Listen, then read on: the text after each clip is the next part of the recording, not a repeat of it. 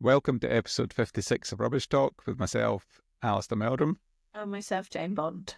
And how are you today, Jane? Are you going to survive the next 20 minutes? Well, sorry, coughing to order. And I tell you what, coughing, spluttering, germs everywhere. I'm staying well away from everybody at the moment. Well, keep well clear of the office. I'm pretty tired today as well because I had a wee race on Sunday there, so Where were you? A 7-hour race round Calendar Park. So you run loops. 7 hours round Calendar You Park. run loops for 7 hours. Okay. So you run big. Well, it was just under a 4-mile loop, and then in the last hour you go into a little loop. Okay. So, What was the weather like? Was it not like? It was cold alright. and- Actually, a wee bit of rain to start with, and then it was quite nice running weather actually. Wee bit muddy under feet, and yeah, it was So good. how far did you get in 7 hours then? I got 43.25 miles. But So that's quite impressive. I'm a Sunday? wee bit sore and tired today. Oh, I've got to keep moving. It's when you stand up, it's like, No, I was just thinking what I did on Sunday, but I went to pick up my mum from Liverpool Airport. I tell you what, right, I was going down the motorway, the amount of rubbish at the on the side of the sides roads. of the road is shocking. Oh, it's just an absolute disgrace. And I was driving along thinking of George Niblock, as I was looking at all this rubbish, thinking, it is shocking. But I still think to make a point to the public, what they need to do is they need to shut the M8 on a weekend and say the reason we're shutting the M8 is because we're picking up all your crap at the side of the road. yeah, well, And I if you looked find at that all- inconvenient, then stop chucking your crap out the window yeah. and make a real point of it. This is why we're doing it. If you want us, we're going to do this once a month. We're going to shut it. If you want us not to shut it, then you need to stop chucking your litter out of the car. And at the very least, that would totally raise awareness about it. But anyway, we've started a rant already. Yeah, we have already. That was not what we're meant to be talking about. That was not scripted, Alistair. The first thing you've got is about digital waste tracking, which, surprise, surprise, has been delayed. So it was supposed to come in April 2025, but now they've delayed it until April 2026. So, we'll watch this space, see what happens. As everybody's still committing to developing the UK-wide digital waste tracking system that supports the principles of a circular economy. Nice words, but let's get a bit of action. It's the right idea. It's definitely the way forward for that we do all digitally. All it is, it makes lots and lots of sense. But just I think the practicalities of trying to do it are pretty challenging. But you would have thought, to be fair, with digital waste tracking in this day and age, when they can, send satellites everywhere, you can track a bit of waste going round. You only need to look at how you can track your parcels. Yeah, for delivery and so on. So it's the same principle, but it's getting that system in place is pretty challenging. So other little bit of news: Scottish Government, SEPA's consulting on the next part of the Environmental Authorisation Scotland Regulations 2018. It's about public participation in any changes to the facility and also who can hold an authorisation, and this is to do with fit and proper person. The main change there appears to be that previously the SEPA was only allowed to include criminal record for environmental offences, but they're including other criminal offences. So if you've been found guilty of beating somebody up or threatening somebody or whatever, that can be taken into account as well, which, to be honest, seems a fairly sensible change. But the consultation period closes on the 30th of March. So starting the year as 2024 went on with loads and loads of consultation. Yeah. Well, I suppose there's lots of things to consult on with the new regulations and everything, isn't there?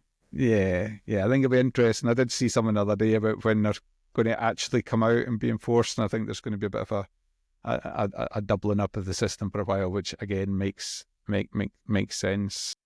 Well, I was in Glasgow the other weekend. I went into Cafe Nero to get a cup of tea.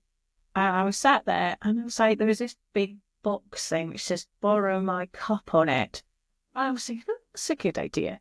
And then get back, lo and behold, this is what it's all about. So I don't know whether anybody else has seen it, but it's a returnable cup scheme for Glasgow. So you can, it's 40 locations, including Costa Coffee, Cafe Nero, which was where I was, Burger King, and some local cafes, and it's led by the environmental charity Hubbub. And we had, was it Alec Robinson, episode 25. Yeah, so again, you can borrow it from one cafe and return it to another, which seems like a great idea. Yeah. Weird. That sounds ideal for when I go to Glasgow and forget my reusable cup. Yeah.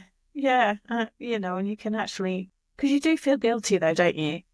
When you're so used to having a reusable cup and you forget it, and you go to a cafe and you get one of these like paper things, and you think, oh, I'm so sorry. I don't actually need that. Yeah, absolutely. But my other thing as well, which I found shocking, which was on the news and everything, was Loch Long, beautiful Arica, Loch Long, and it's a sink magnet for Scotland's plastic waste because of the winds and the sort of the waves or whatever it is. It's prevailing wind direction, isn't it? Yeah, It just blows it's right up wind Loch Long. direction. So all the water comes up from the Clyde. 62,000 items washed up from the beach, much of it from the waterways in and around Glasgow, Scotland's largest city. So 11% of the rubbish which enters the River Clyde and is eventually washed up at Arica, and a lot of it is plastics. And it's just... Why is rubbish entering the Clyde? Rubbish is entering the Clyde because people are dropping litter. And what we need is our DRS, isn't it, really? In theory, if we've got a deposit return scheme, it would stop all these some plastics. of it, but it wouldn't stop all of it. No, stop all of it. We need to stop people being lazy gits and stop and put their stuff in the bin. Yeah, well, exactly. But you just think it's such a nice area, and all you get is Glasgow's rubbish. Yeah, it's pretty sad, really. Yeah. Pretty sad.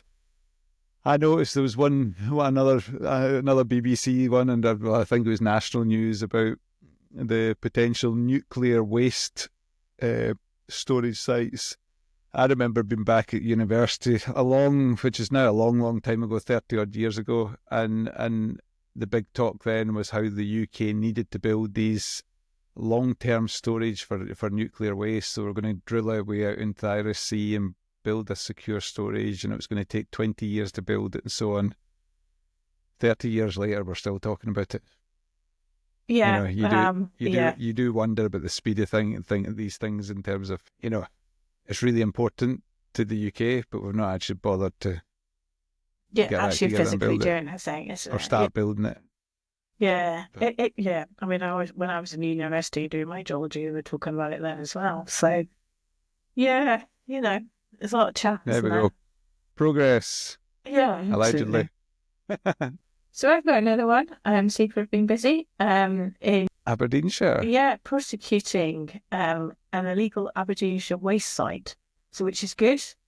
Penalties for keeping controlled waste without the required authorization, disposing of controlled waste by burning. So mainly it's deposit and burning of waste without any license or anything like that, totally illegal. So he got a confiscation order of £3,000, which I don't know. It's under the Proceeds of Criminal Act. Recovers the financial benefit, but it doesn't seem much, does it? £3,000, to be fair. It depends what they've been doing. It depends the sort of size and scale, doesn't it? Really. So. Yeah, and he did get 150-hour community payback order and 18-month supervision. So, but there was a removals company as well was charged for putting their waste there as well. And it's just I know SEPA seem to be more active in pushing these out and sort of publicising them, which makes sense. But I think at the end of the day, there's such a lack of knowledge about waste regulations. You only need to go to any restaurant and so on, and they're not segregating their food waste properly. They're not segregating the recycling. And well, I say any premise, but lots of premises. there's lots of companies out there not aware of what they're actually legally required to do with waste. Yeah, but no matter what, you know that you don't dump loads of waste in an area and Yeah, burn no, it, do you? You know what I absolutely. mean? Even the Absolutely. dafter stuffers know that. Yeah. So anyway, yeah. Well And done, Super. Keep going. now that I think about it, Jane, because we'd got really diverted at the start, we forgot to mention who we were going to actually interview this week. So Okay. we're interviewing Rebecca Henderson from an organisation called WasteAid, which links a little bit to the next point here. So many of you have seen in the news, there's some more renewed fighting in Democratic Republic of Congo with Rwanda and Uganda and so on seemingly involved. And it's brought by memories. I'm sure I've talked in this podcast before, I spent time in Congo looking at waste management. And one of the places I did actually fly into was a place called Goma, which is where all the fighting is at the moment. But interestingly, the main reason there is a lot of unrest in that area is very rich in minerals. And one of the minerals that's really rich in is a substance called coltan, which is pretty much essential to make your car work, your mobile phone work, and all these different things. And that part of Congo produces 80% of the world's coltan. So, is it fighting for fighting's sake, or is it fighting to control a resource? And I would suggest it's probably the latter. It's organisations in there to make sure they can get access to these precious metals, which to a certain extent is a shame for Congo. But one of the things when I was looking into this, one of the things that reminded me is right beside Goma is a very active volcano. So when you actually come into land at the airport, the lava flow runs alongside the runway and into the Lake Kivu. And one of the scary stories is what they reckon is the lava flows into the lake, and then there's actually a big plume of carbon dioxide and methane sitting under the water in the lake. And what they're absolutely terrified of is that all that gas coming out, because basically it would wipe out the population. So Really? if you had something like a landslide that fell into the lake, it would then release all this carbon dioxide and methane, and basically it would be an asphyxiant to everybody in the area. Okay, that's a bit scary. So they're either going to be gassed, or this very active volcano is going to drown them in a lava flow. So Okay, it's not a place you want to spend a lot of time in if you want to survive. So I was looking at this coltan because you kind of told me about this, and I'm thinking, okay, I'm a geologist, I should know about this. And I've looked up, and it's absolutely amazing stuff. It's used primarily for the production of tantalum capacitors, used in mobile phones and almost every kind of electronic device. So you can see, again, places like Congo, conflict countries, trying to mine these rare minerals because we want to use more electronics.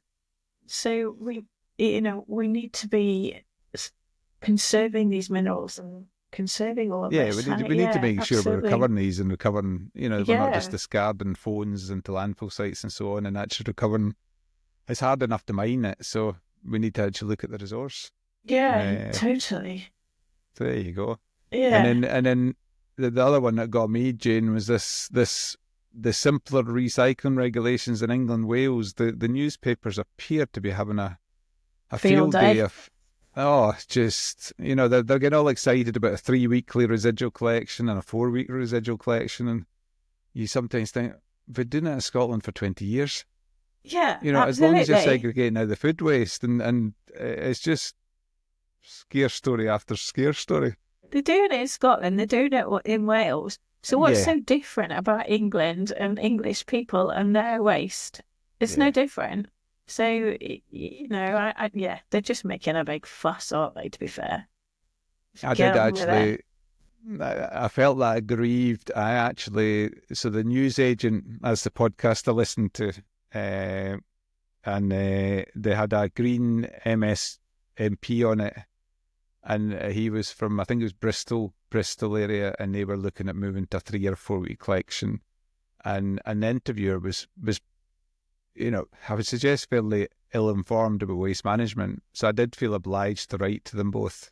And in fairness, I did get an email from them MP to say that, thanks for the information, I'll pass it on. So there you go.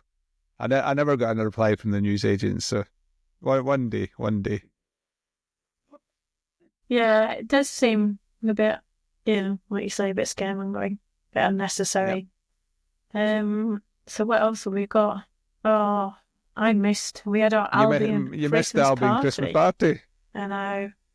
It's always in January or February. We always do it after Christmas. Yeah, and I was just ill. I was coughing and spluttering and sniffing and snorting and snotting. It was not very pleasant at all. I slept and I missed the party, and it sounded such good fun because we had an escape room to start off with, and we had 4 teams. I was in Stark Room, so didn't even get to do me Stark Room thing. So how was your team, Alistair? What were you? Did you hear which team won, Jane? Well, did you hear which team was quick at first out? Well, I heard that Jill said Stark Room were actually first out. They were first out, but they went in first. So in terms of time... So, in terms of time, they were in the room. Uh-huh. In terms of the quickest time to get out, we won. Oh, did you? It was honestly the fun. You get an hour, and it must have taken us 25 minutes to get the first clue. It just took forever to work at the first clue. And then we settled down into a bit of a routine. But we had a periodic table that we had to work through to get the clues, which was testing the chemistry knowledge of some of the group. All of the group, I would have thought. Which is quite funny. But we had a busy week last week. All the assessors and trainers were at the University of West Scotland for a training session, a marketing session, which were really good. So big shout out to Will and Phil, the 2 University of West Scotland staff that organised that for us. So yeah, I missed that as well. And myself and Susan passed out on the Help to Grow programme at UWS as well. So well done. We've done that. So there we go. Busy all week. And I was also on another podcast, Jade. Well, you were talking about that last week, weren't you? On your Podultry or whatever you were talking about. Podultry. So I was on the Founders Chair podcast. So it's out. So we'll be able to share the link for that one if anybody's remotely interested in me whittering on about setting up Albion Environmental. So I'm sure we're all going to be listening to that and emailing hello@rubbishtalk.co.uk with all our comments on the last few podcasts. We're definitely needing comments. Well, that's it. I've been getting quite a few. I've been getting quite a few of feedback and information from certain people. They know who they are. We sit and we chit chat. Feedback would be good. Tick. At least we might have a listener in South Africa. John Crawford has sent me an excellent document, which I must admit I'm only about 25% of the way through. So when Jim Baird was the president of CRWM, he decided to sit down and write a bit of a history of Chartered Institute waste management in Scotland. It runs to about 70 odd pages. But it's actually really interesting, just the whole transition from in terms of the organisation and how the exams were done and all this sort of stuff. And now it's no longer exams; now it's a formal interview. So fascinating document. I'm sure it should go in an archive someplace, but we'll try and work out a way of maybe sharing it. So no, as Jane said, we like comments, like, share. Try and help us share this as widely as possible. And especially now that we have done an interview with our first international guest. So today we talked to Rebecca Henderson, who is based in South Africa, and she's the head of programme delivery for an organisation called WasteAid, which is a UK-based charity that works in various African countries, India, and she mentioned one other, but I can't honestly remember. If you listen later on, you'll work out. So I met Rebecca. She was at the Chartered Institution of Waste Management lunch in Glasgow just before Christmas, and I was sitting beside her at the table, and we got chatting all things about waste, and I told her all my Congo stories, and she told me about all her South African stories. So it was great to finally catch up with her and get her on the podcast, and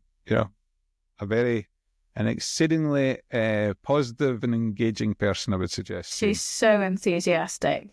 Yeah, which is exactly what you need for the type of role she's doing. So absolutely. So over to myself, Jane, and Rebecca. Hi, Rebecca. How are you? Welcome to Rubbish Talk. Hi, Jane. Thank you very much for having me today. It's lovely to be here. Good, and you're coming all the way from South Africa, aren't you? That's right. Yes, luckily we are in the digital age where we can telecommute and we can meet all the way across the world. So it's lovely to touch base with you. Absolutely. We're definitely got the tick in now for our South African listeners. Hopefully, Rebecca? our first international guest, Jane. Yeah, absolutely. Oh. Gosh, we are very honoured. So there you go. Thank you very much. There you go, Rebecca. You're honoured. I'm very honoured. I feel very special. Thank you. It's taken us till episode 56 to get an international guest. There you go. Oh. So, Rebecca, what do you do? Who do you work for? And what does the organisation do? Must be exciting if you're all the way out in South Africa. Absolutely, yes. So I'm very blessed to be the head of program delivery at WasteAid. WasteAid is an international NGO that are based in the UK, but we work in developing countries around the world where limited or non-existent waste management infrastructure causes great significant, human and environmental and economic damage to our environment and communities that we work with. So in these spaces where lack of waste management infrastructure or formal management processes aren't in place, WasteAid works mainly with the informal sector as well as with entrepreneurs that work within the waste space to reclaim the value of waste and to create livelihood opportunities. So we do our programs through training, capacitization, resource allocation, creating networks of people working together, learning from each other. We collaborate with individuals as well as community, other NGOs, government institutions. And really what we look at is the in-context issue, and what we try to do is to solve it through creating livelihood opportunities for people so that they can use waste as a resource. Specifically within Africa, there's huge untapped potential within the waste industry. We're moving away from a time where we even talk about waste as waste and starting to call it resource, right? So waste is a resource, and there's about $8 billion worth of money that can be made out of waste in Africa alone, in African cities, that is just not tapped at the moment. And that resource has the potential to transform people's lives, create opportunities for them to not only create livelihoods for themselves, but to also transform their communities for the better. So that's what we do at WasteAid. What kind of an example would you give in terms of, improving people's livelihoods? What sort of things, actually on the ground things does that mean? What do we actually do? Great question. So we basically have three different programmatic approaches that we take, but they all sort of work around our theory of change, which is where people can have professional growth, where they can be capacitized with resources that they wouldn't necessarily have access to, and where they can have an enabling environment around them where the communities that they work within, the government they work within, or other sectors that they work within can create these mutually supportive environments, that we can create these self-sustaining businesses that can lead to wider social change. And so, for example, one of our programs, one of our flagship programs is called the Wastepreneur Program. It's an officially trademarked name by WasteAid. So here you go, WasteAid, Wastepreneur TM. And this program focuses around the informal sector. So once again, in these spaces where there is no formal waste management, we find that the gap is often filled by informal players.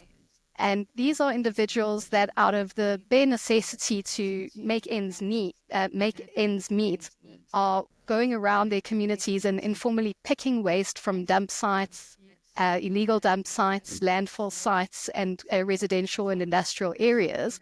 And they literally are carrying that waste to a buyback center where they can then sell those items on to earn some income.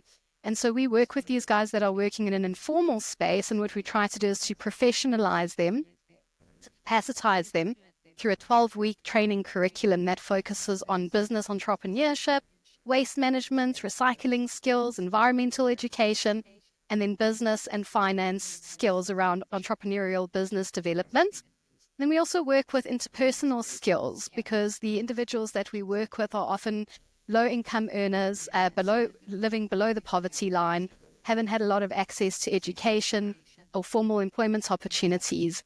And so this holistic course kind of covers taking them from living a hand-to-mouth existence, understanding the value that they provide to society, and then teaching them the skills they need in order to grow a successful small business. And then we would capacitize these individuals through a pitching event where, after they've been trained, they come up with a pitch and a business plan, and they would pitch to a panel of judges to ask for various resources that would enable them to grow and consolidate their business. Often these people have very simple needs, such as bulk bags to enable them to collect more items, trolleys to allow them to move from one place to another and not have to carry things on their heads, PPE so that they can work more safely and not have hazardous materials, put risk to them while they're doing their jobs. And then we work within their communities where they're collecting, and we see where are spaces where open dumping is taking place. Can we position recycling collection points in these areas, and then also work with the community to raise awareness through community engagement and behavior change activities?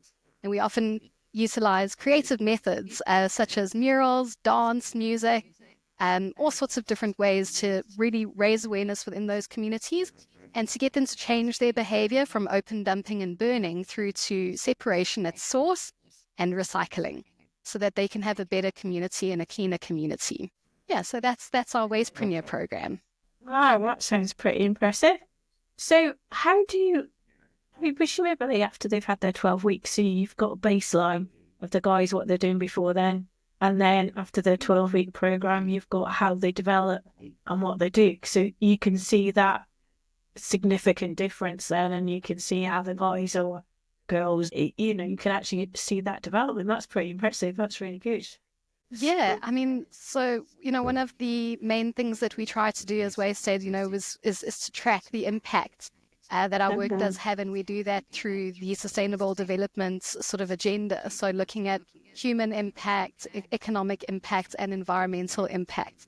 So certainly through our programs, what we're trying to do is to elevate these guys from earning under the poverty line to, earning above that, and to create these businesses. And through our programs, most certainly we do see the uptake of recyclables being increased quite significantly. Some of our individuals, starting off with a maize meal bag, a polywoven bag that they just carry on top of their heads, which is about 20 kgs, could hold, of maize meal. They would empty that out and they would use that to collect, and that's all they've got. So that's how much they can collect every week or every month. After the provision of resources, we find that they are then able to expand their collections, store stuff more safely, and that then leads them to income improvements, but also learning how to navigate markets, become an entrepreneur, so finding who's your best seller, am I going to get new clients, and all of those sort of things work to improve their livelihoods. One of our groups has even expanded their collections by 750 times. So, wow. Those are quite significant improvements in terms of their waste volumes. And that doesn't just mean more money for them, it means more waste out of our environment and being diverted from open dumping and burning, which is really important. So how does the markets for the recycling work? Because obviously you can only take out what then you can pass on. Do they reuse a lot of the stuff, or is it, purely recycling? Where does it? Is the infrastructure there for the recycling as well?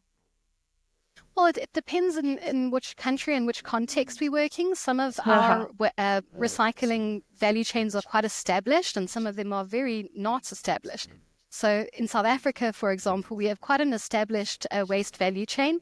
And whereas we don't have formal collections of recycling at residential areas, we do have places where these wastes are processed. And so across the plastics value chain, from PET, which is your soda bottles, to LD, which is your soft plastics, to HD, which are your yogurt tubs, all of those, and polypropylene, all of those have places where they can go in South Africa and can be processed. So it's just about getting it to the market.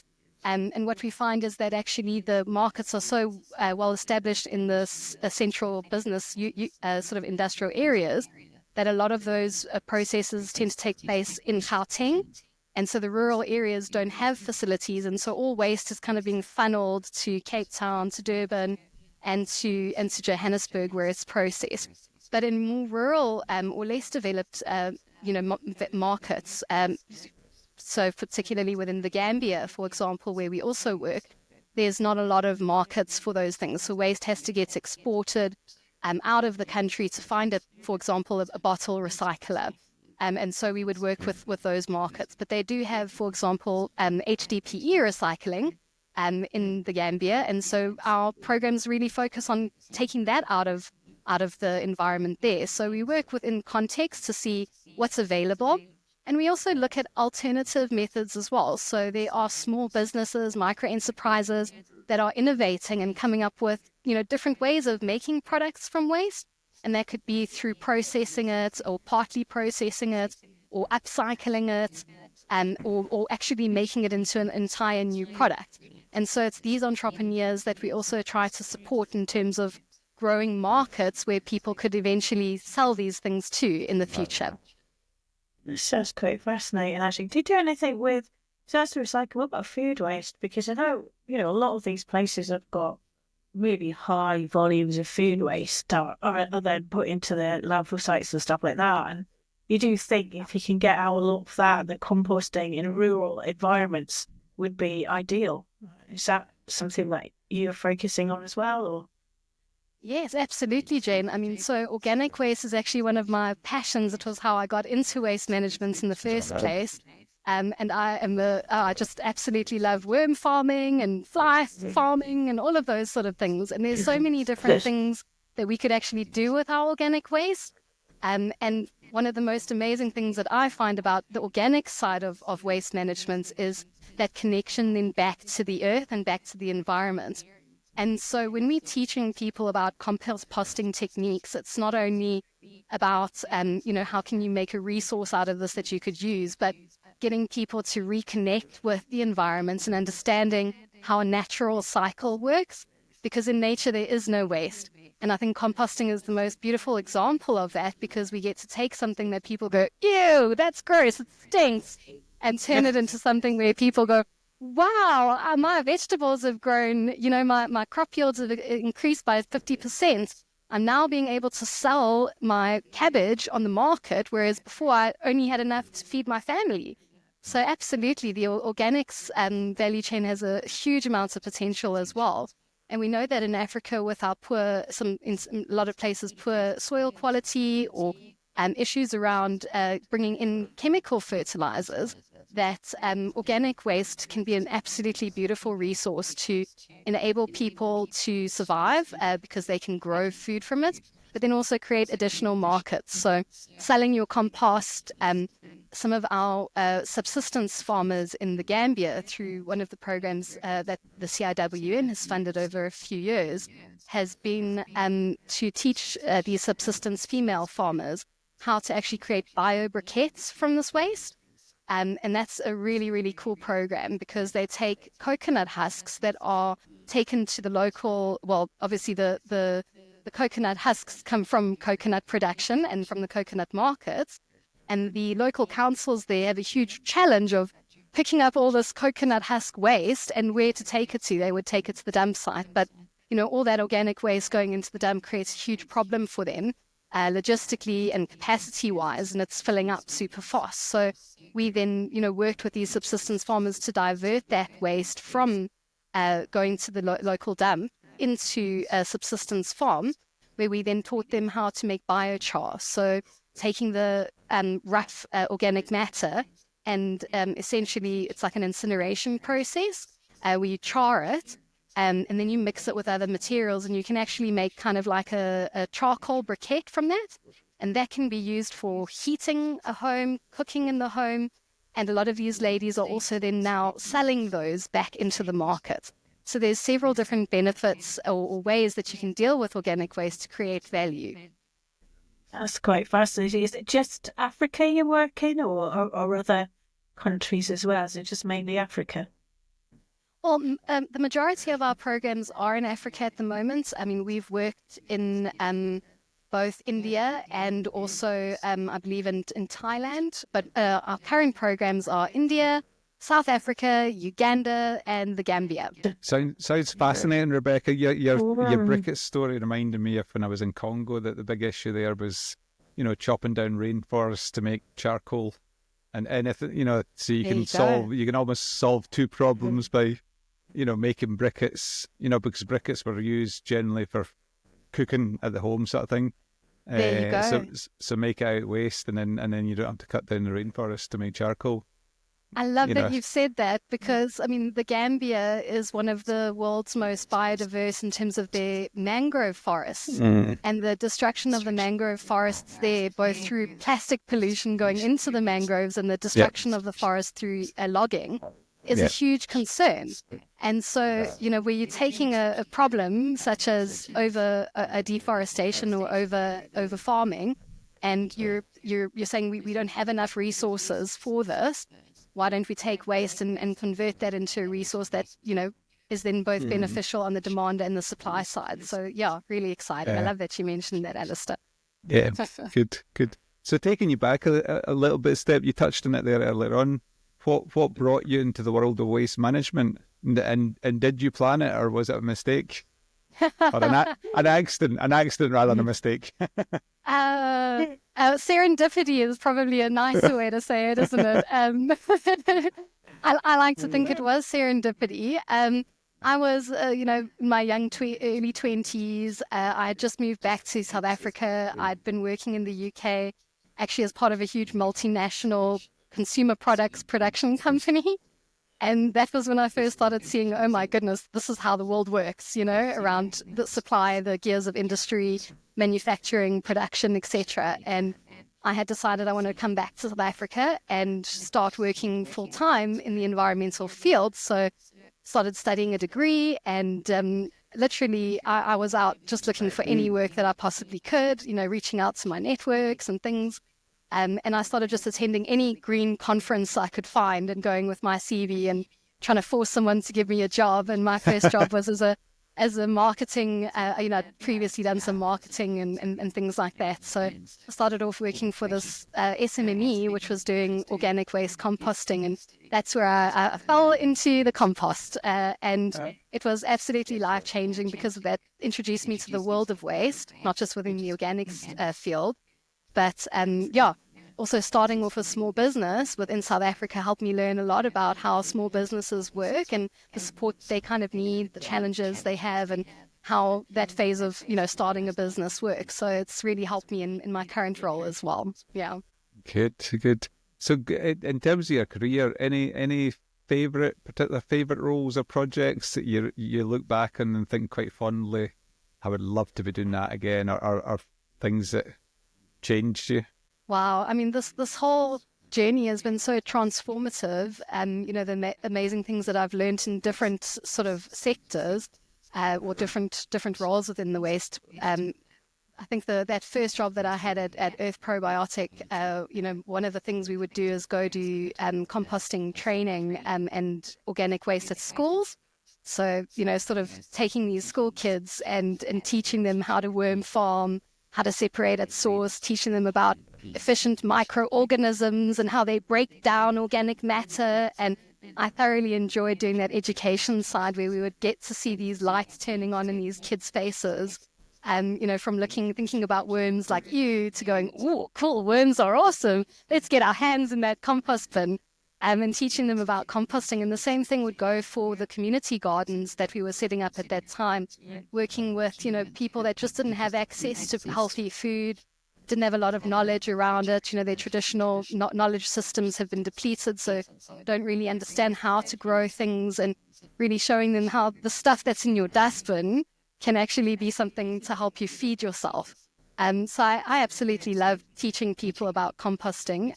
One of my one of the most amazing experiences that I've had was one of my first roles at WasteAid. I was a project manager, and I was taken to lead a feasibility study in rural Mpumalanga, where we were looking at this Wastepreneur sort of program, first step waste recovery within the informal sector, and looking at in rural areas where there's no, waste collections, how do we stop this open dumping and burning from taking place?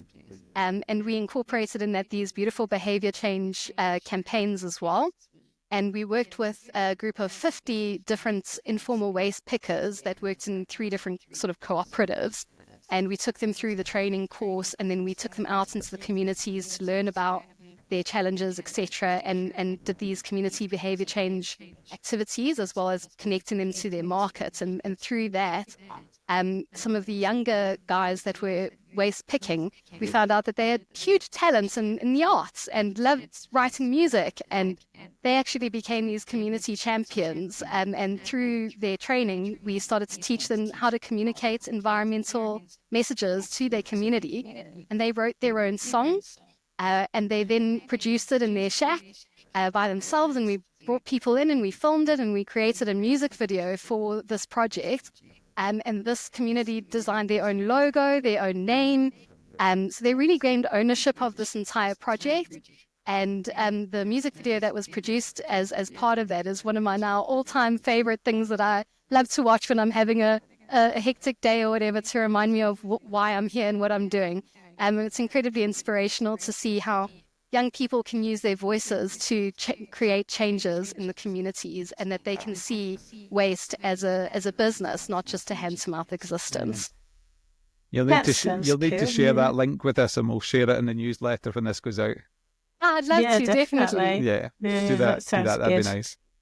So, what about you? Just sound so enthusiastic about everything, Rebecca, that I can't imagine you having a worse time or a disaster or anything like that.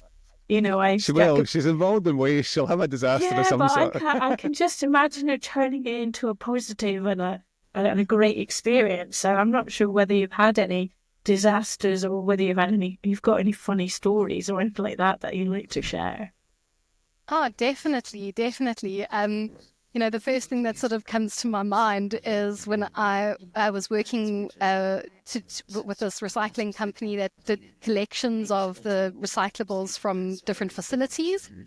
And we just got this new client on board, and we were doing whole holistic systems. So the organic waste into a bokashi system that would be converted to compost, all the dry recyclables separated at source, pretty color bins. We went in, we did the training, we went to the next restaurants, and one of the restaurants happened to be a seafood restaurant, and we were training them around. I think it's very important for you guys specifically to now make sure that this fish waste is not getting put in with the tins and the cans. And these things, training takes time, and you go and you train once, you go and you train twice. About a month later, they were ready for their first collection. And it was set up on a Saturday. I had spent the evening out with friends. I'd slept in, and when I'd woke up in the morning, I got this SMS from the dry recycler saying, "You have to come to site right now." And so, in not particularly in a very good mood to go and do that on a Saturday morning, off I went, curious as to what the problem was. And it turns out that these guys had not been separating the organics from the dry recyclables. And it's a fish restaurant.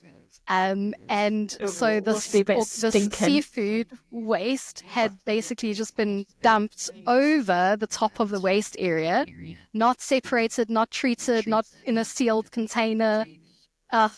And it was mixed with all the dry recycling. So when this guy came to pick up the dry recycling, expecting there to be, there's my pink bin with the plastics, there's my purple with the paper, all nice and tidy. He'd opened the door, and out had come tumbling this mountain of mixed waste. And he said, "I'm not going in there. You got to sort this out." So I dropped up, and I'd forgotten to bring my PPE. And so I was wading through in flip-flops up to my knees in maggots and all sorts of flies, Oh, gross. just to try to reach these dustbins. And that was a lesson for me, a very stinky, I think I had to have about 4 showers after that day. Yeah. But Yeah. people are pretty used to weird smells coming from me. It's something that people have gotten quite used to when they get into my car. It's like, why is there like 3 empty bags of soda bottles in here? And why is this banana peels put in a separate container? So I don't really encourage anybody to drive with me in my car. Sounds good. How do you find, Rebecca, have your habits changed out with the workplace? Do you feel you need to sort of keep preaching the environmental agenda to your pals when you're out for dinner, or do they ask you questions and ask you why all the time? Absolutely, Alice. A shame. I think my friends just think I'm absolutely crazy. You must also remember that, in the UK, there's such a different way of doing stuff. You guys have got much better practice in terms of, when I go and I visit the UK, it's lovely to see even my expat South African friends separating at source suddenly. Whereas before it was, why do you bother?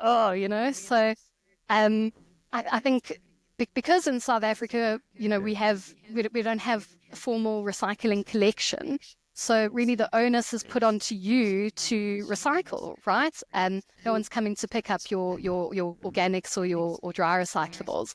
And so when I first moved back to South Africa, I would just take all my dry recycling and take it to a depot. But as I've become part of the WasteAid group now, team, where we support the informal sector, I know now that I've got a guy outside my house that comes every Monday afternoon, and he digs through all these bins to get what he can out of them and then take them to the buyback centre. So I take the items that I know he collects, because they don't collect everything, mainly just the high value stuff. And I separate that for him. And then the rest of the recycling I separate out. And then there's the non-recyclables. So I have a really complex system in my house. It turns all my friends off. And whenever they come in, they're terrified as to where to put stuff. So they just leave stuff by my sink now. But at least it's making them more aware, of this. And I've got a lot of my friends now to start separating, the stuff that we know the waste pickers take, because at the end of the day, just a small behavior change from my side by, taking out stuff that he can get value from and separating it from your ugly, stinky bits. He no longer has to expose himself to these hazards, and his job is a lot quicker, safer, and more dignified. So going out to him every Monday afternoon when he comes to collect, have a conversation with him around, how's your week gone? What did you collect? And all that. So I think it's really just reconnecting people to the humanity. There's a human being behind this waste picker that a lot of people don't tend to see or acknowledge, because sometimes they can be seen as a pest or as a hazard. They push very heavy trolleys up and down our roads, and sometimes those can be seen as a hazard on the road. The reason why they're doing that is, they need to earn an income, and they're doing a job that, government hasn't managed to fill as of yet. So, we should treat them with the dignity and respect that they need. And I think that's really the big thing that I try to push on the South African side. But I think you guys are so good at separation at source over there. That's where I first learned about it. So, I think I could ask you guys for more inspiration. But I think I'd agree to a certain extent, Rebecca, that we're good at separating for source, but a lot of people aren't separating at source in the UK. Really, the facilities there, but we're nowhere near using it to the full potential. Wow. Nowhere near. Wow. And interestingly, you mentioned the carts. I remember in Congo they were called chariots. The trailers. Is that what they're called in South Africa as well? Oh, we have very different, various names for them. Some people call them skoro-koros, and a skoro-koro is basically have you ever had a friend that just never has ever bought a new car, and they're still driving their grandfather's old truck, and they're just finding whatever they can to try fix it. It's held together. That's strange, Gav. Yeah. So sometimes we call them skoro-koros, trolleys, yeah. It's different words. Thinking back to Congo, that was also the fact that we estimated when we were working there that something like 60 or 70% of the waste stream was actually organic. And Wow. if you could get that really simple split of splitting the organic, the actual other stuff was actually relatively easy to, especially with, really cheap labor rates. The other stuff There you go. was really easy to separate. And see, having that conversation eventually with politicians about, to not think about it as waste, but to think about it as a resource and an earning potential, and also to think about the human health, benefits. I think quite often UK is so transfixed about, or the West is so transfixed about, climate change and environmental improvement. They really forget that, fundamental purpose of waste management is public health. Absolutely. The environment stuff comes second. So, yeah, quite fascinating. So, how do you get away from work and relax, or do you just work all the time? Well, you know how they call it a bit of a busman's holiday, don't they? Because yep. one of You my love it ways so of much. one of my ways of sort of defragging after work is to go for a walk along the river with my dog. And sadly, our rivers are in such poor state at the moment that half the time I'll end up picking up plastics and all sorts of things as I go on my walk. And there you go, another reason why people around here call me that crazy waste lady. But when I'm not picking up waste on my dog walks, I love going on a hike.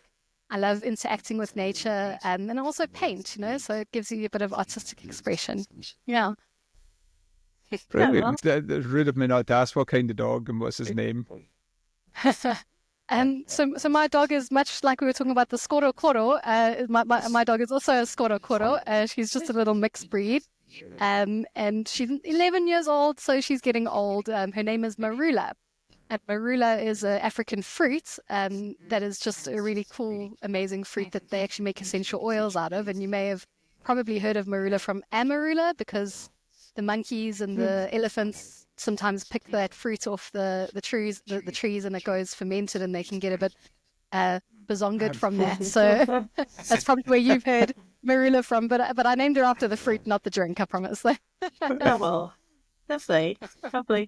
So, in terms of your current role, which sounds quite amazing, what are you looking to achieve from that? Where do you see yourself? What's your sort of goal, project and work-wise?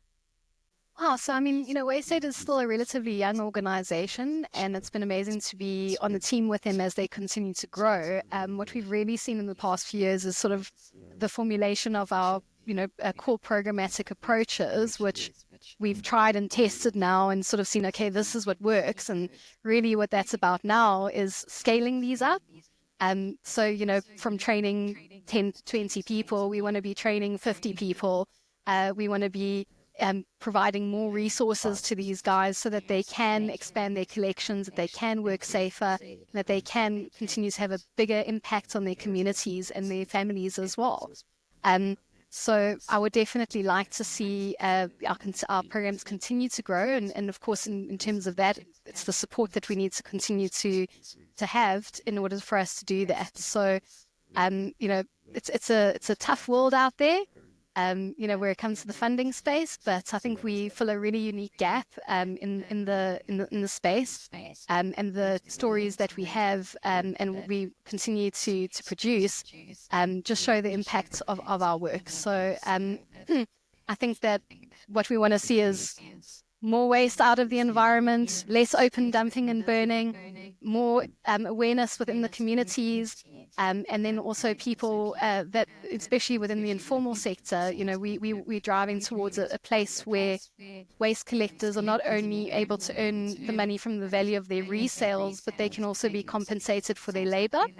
And there's a huge democratic movement which is fighting for the rights of waste pickers, and WasteAid will continue to advocate for that, as well as greater collaboration with government and our municipal stakeholders, that we can work together to create these systems that function self-sustainably within communities.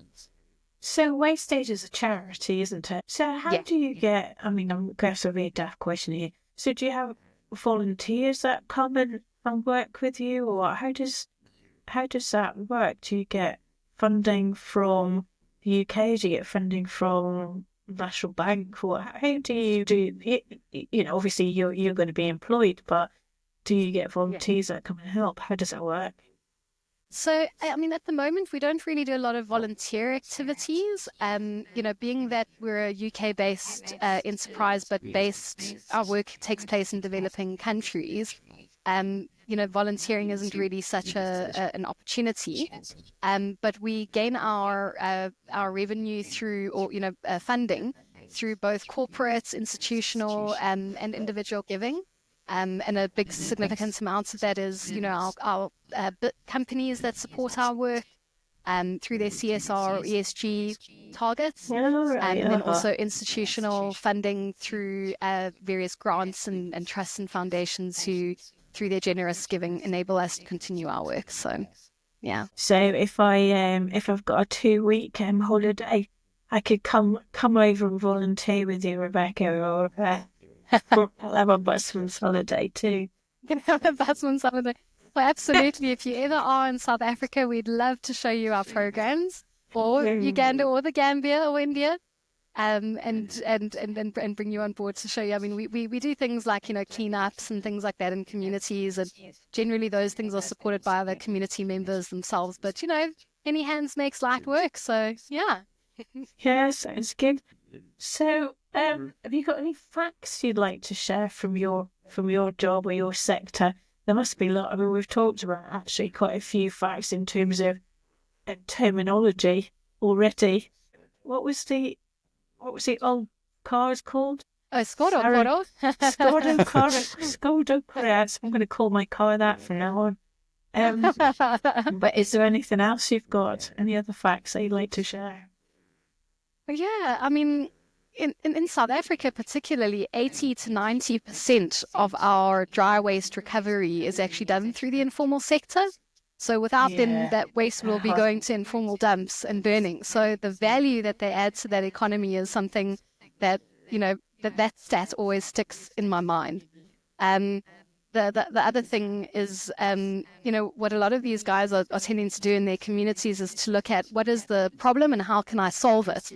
And this is a nice tongue twister for you that I'm not sure you'll be able to replicate, but because it's taken me a long time. But when we talk about problem solving in local dialect, and in rural Mpumalanga where I work, they speak Ndebele.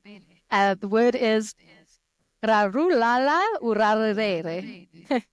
Let's try again. Exactly. You got it. Just got to roll those R's. And that means, there you go, that means to solve a problem. So that word alone is a problem for me, but I'll get it. I'll get there eventually. Yeah.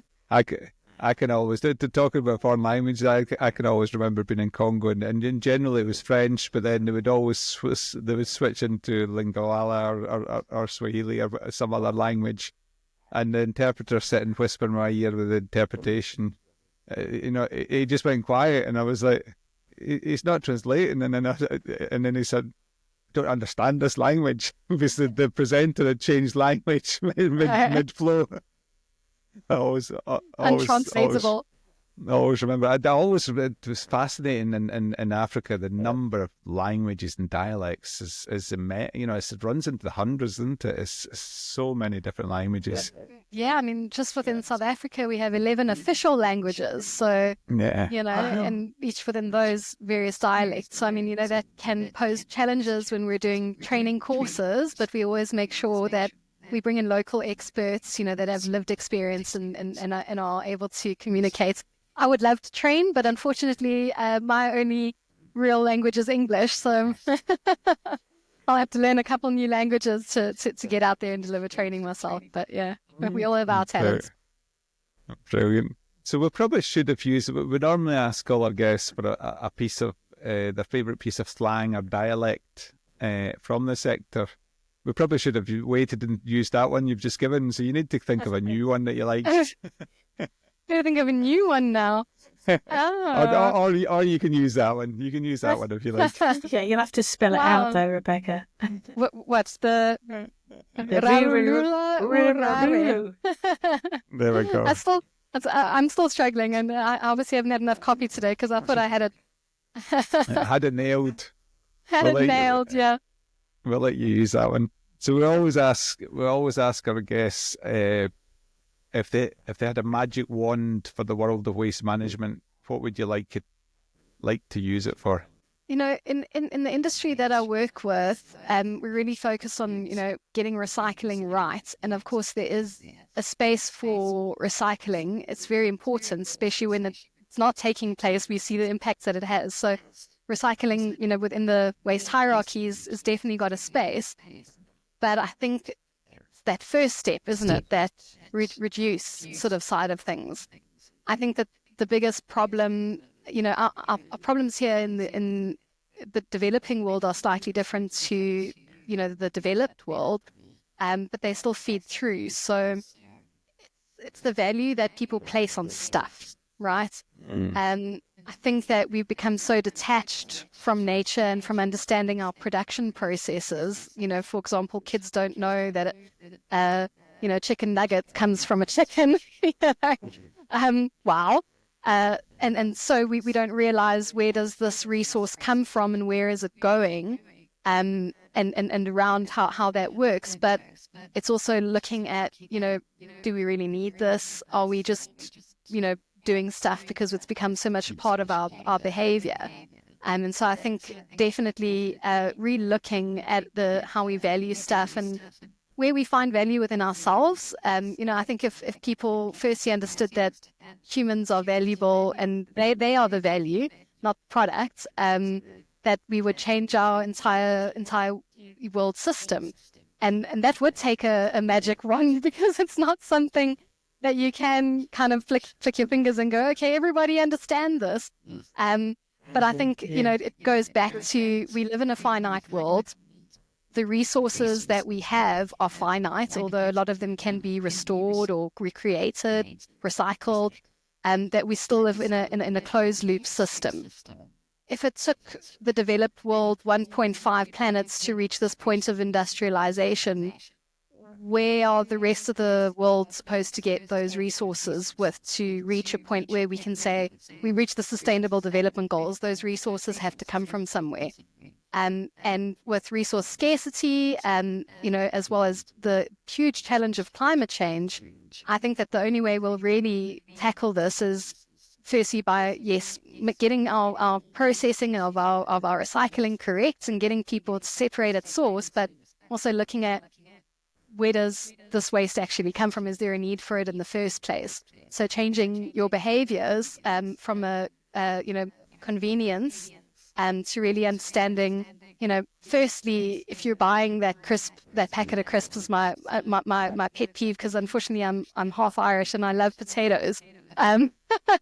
But packets of chips are not recyclable, are they? So every time you buy a packet of crisps, that's going to be in the environment for 100 years, So do we really need it? It's bad for my health to eat it, and it's creating a mess. So why is that the only thing that's available on the shelves?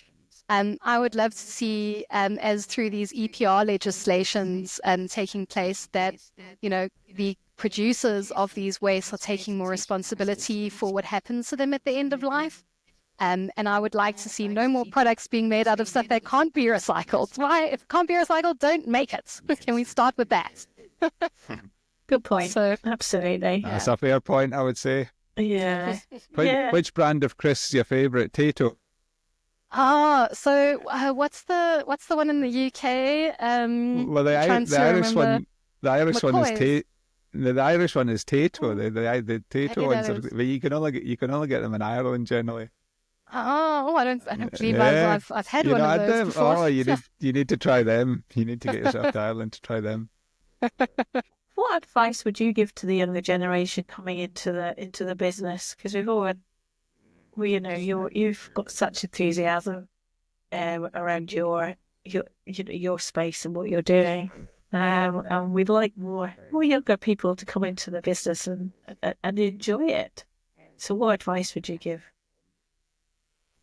Yeah, Any suggestions? When I studied environmental management, I'll be honest with you, I didn't think I'm going to go into waste management. I think a lot of us think about in environmental science or environmental management that you'll go into a job where you're saving the lions or, creating these conservation areas and, up there in the deep blue sea, picking up all those plastics from the gyres, So then you land up here and you go, how did I get you? But it was basically, I think understanding that there's such an exciting space in waste. Waste is a resource, and we were dealing with the world as we move, further and further away from, into digitization and things. A lot of people are going into jobs on tech side and whatever, but as far as I'm aware, in order to survive, we still need food, we still need water, we still need air, and that needs to be of a reasonably good quality. And in order to sustain life into the next few generations, we need to tackle this problem. So, firstly is understanding that there's exciting opportunities within it. There's so many cool innovators making cool products, thinking of new ways to tackle the issues. And those innovators are really cool people coming up with cool stuff, and that's something I'd want to be involved with. So the innovation space is alive and well. And then secondly, just understanding that it's not just always about organizing a truck. So, when people think waste management, they think, here comes a truck, picks up the waste and it dumps it. There's actually so many different things involved in the value chain, from how we design products through to how we manufacture them, through to the inputs that are put into them. And that all comes from mining and production. So even before it even reaches a consumer's table, there's this huge world behind that sort of, leads into where the waste gets produced. So it's not don't just think picking up and dumping it at a dump site. Think about all the different places in between where different skills are needed. And those can be, IT skills, design skills, etc. And then also working together with governments. There's spaces everywhere that you can get involved in. So don't just think about waste as, from point A to point B. That does sound quite dull in itself. I'll agree. But to think about it as an opportunity for innovation and also an opportunity for people to contribute to future generations as well. Good advice. I think that's an excellent place to end, Rebecca. I always, myself and Jane do quite a bit of lecturing, and I know for a fact, I always say to the students in the UK, if you really want to learn about waste management, go to the developing world, because there's so much needing done, worldwide in terms of waste management. And it's so basic stuff as well, isn't it? It's not even anything. Instead of working really here banning plastic spoons and plastic forks and things, go and do some real proper, the environmental waste management improvement. So no, absolutely. Yeah. I think that, one of the biggest quotes I had from one of my previous participants, an informal picker, they'd collaborated with another group, they'd formed a cooperative, and they said that for the first time they had an idea of where they were going, but not only that, about who they are, what contribution their work does society, and how their work can create a whole new industry. So if that's what an informal picker is seeing with very little access to resources and opportunities, imagine what you guys in the UK can do with a university degree. You've got such potential to be these change makers in the world, and we need you. So come and join the party here at the Wayside. Sounds good. Sounds good. Thank you so much for your time. It's very much appreciated. Yeah, thank you, It was Rebecca. so lovely chatting to you guys. Thanks so much for the opportunity, and good luck with it all. No problem. Thank you.